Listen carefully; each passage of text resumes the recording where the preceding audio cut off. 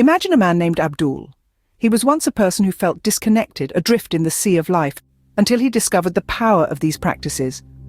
Abdul began to incorporate these practices into his daily routine, and his transformation was remarkable. He found peace, clarity, and a sense of purpose. Abdul's story is not unique. Many have found similar solace and transformation through these practices. In the name of Allah, the All-Merciful, the Ever-Merciful, we begin.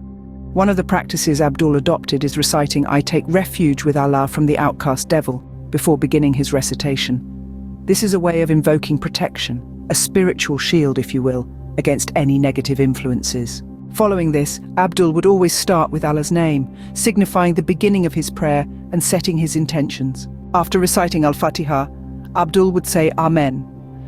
This simple word, used across various religious practices, signifies agreement, affirmation, and a hope for the words spoken to come to pass. Abdul would then recite a surah, or a chapter of the Quran, after Al-Fatiha in the first 2 rakas of Fajr, Jumu'ah, Maghrib, Isha, and in all supererogatory prayers. This practice is similar to reading from Holy Scriptures in other faiths, absorbing the divine wisdom contained within. In his prayers, Abdul would glorify Allah more than once in ruku and sujud, and say, "O my Lord, forgive me," more than once between the 2 sajdas.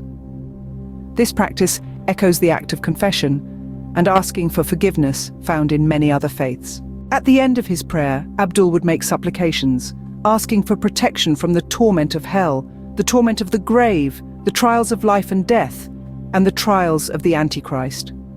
This is somewhat akin to the closing prayers or benedictions found in other religious practices, where blessings are asked for and protection is sought. Each of these practices has the power to transform, to bring peace and clarity, just like they did for Abdul.